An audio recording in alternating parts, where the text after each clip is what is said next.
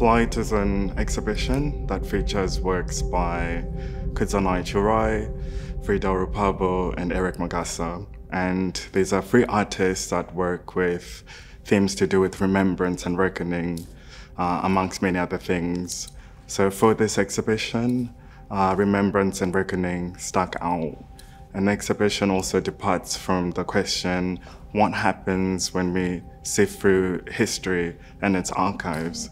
So the exhibition is about that, how we look into history and what comes from it, and how do we deal with difficult moments in history. Kudzanai Churai, Frida Rupabo, Eric Magassa, they have their practices formed in different ways, and they've been working over the years. But in so many ways, they also have connecting points where, again, they have this interrogation that's ongoing. So if we look at Kudzanai Churai and the work it shows as part of Flight, the Library of Things We Forgot to Remember, it's about remembrance. It's about rewriting history in his terms, in his own terms, in the terms of the different people he's collaborated with.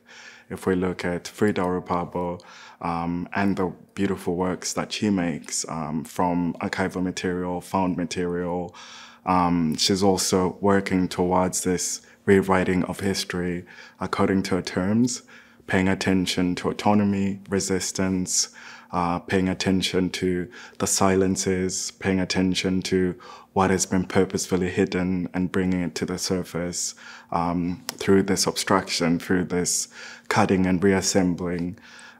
If we look at Eric Magassa's work, he's also presenting different geographies through his various works and collating them together in the form of different collages. And his installation too is built through this form of the collage. So together, they're sort of then speaking the same language, but coming from different angles and working with this big theme of history, because, you know, the narrative that we read is sort of set in a certain way and then leaves out certain information and certain impressions and expressions. So the artists together then work with that and sort of create a new language and a new visuality. So the exhibition to me shows us that it is important for artists, for Black intellectual and aesthetic contribution to be put in the forefront, so that this history that's dark is also dealt with the people that have gone through it firsthand. And I think this for me becomes a method that's more ethical and should also be celebrated, that let Black people do the rewriting of their own history.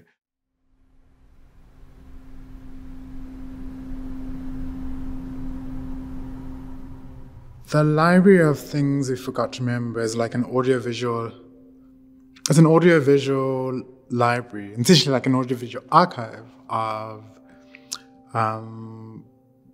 that kind of captures solidarity, collaboration, protest, and resistance between like 1960 and 1985. And also kind of like the cultural and political production that kind of took place during that time. So from like the music, the protests, the meetings, the conferences, the celebrations, like it's a collection of those ideas, those experiences, and I think it's a way to humanize history in some way. The different elements of the library are like a broadcast station, broadcast unit. There's a listening station, which is kind of like a circular, where people kind of like sit together.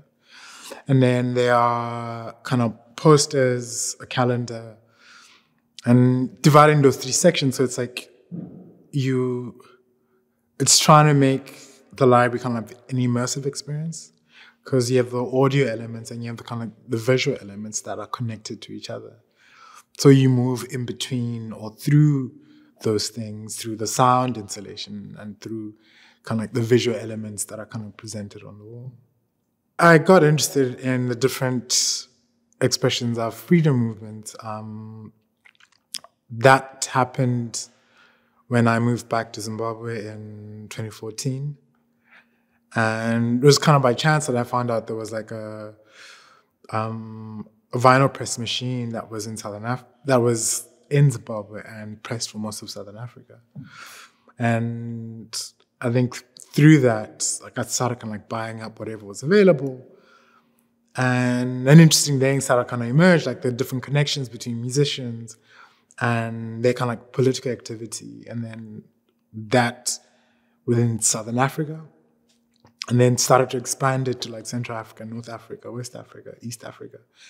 And it was amazing to see like the various different connections and the sense of kind of collaboration and solidarity throughout the music, I think the cultural and political production that took place at the time. So it became really fascinating. The library is a mobile traveling library. And I think we've always tried to find different spaces and different collaborators to work with the library. So wherever the library installed, I think we try and bring in and create a sense of community. So it's almost like a community library in some sense, because of different people we kind of collaborate with within that city. So you kind of like localize the library and bring in different ideas that people are kind of exploring that also relate to the library in one way. And then it's also like a library is also like a site of protest, collaboration, activism. So those are the kind of elements I think we also try and integrate into the library wherever we install it.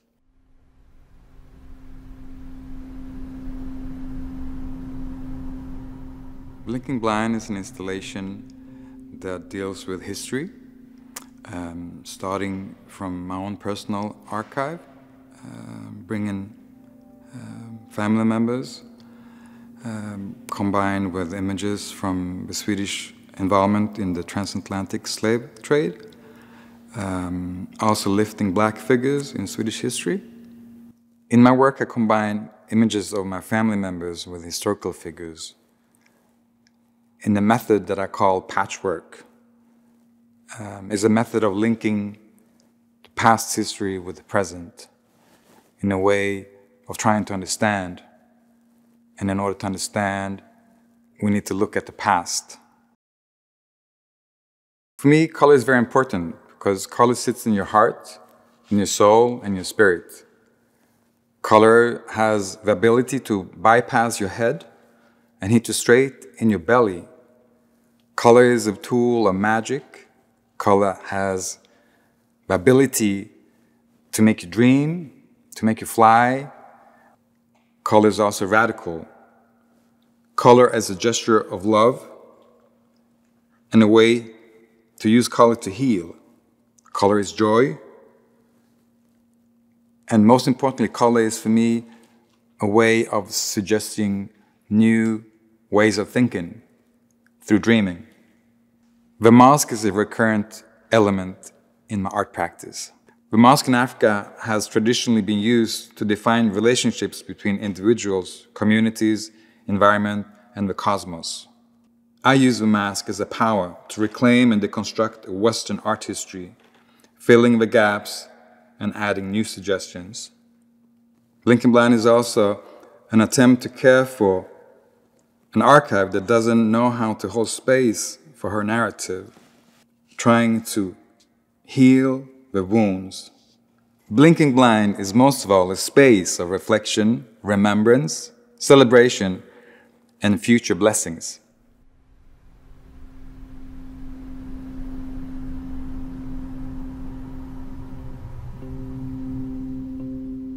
I started to work with the Colonial Archive pretty early.